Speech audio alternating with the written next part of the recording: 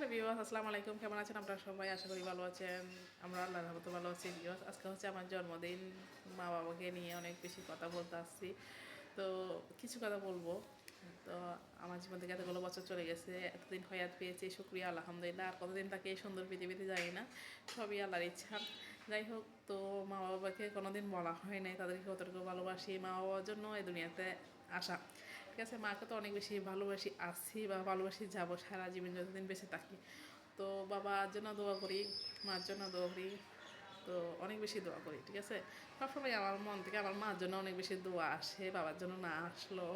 তো বিকজ আজকের দিনটা আমি দোয়া করতেছি আমার বাবা যেখানে থাক না কেন, সুস্থ থাকুক, ভালো থাকুক, এটাই দোয়া করি। বাবা আপনি যেখানে থাকেন না কেন, সুস্থ থাকেন, ভালো থাকেন, এটাই দোয়া কামনা করি।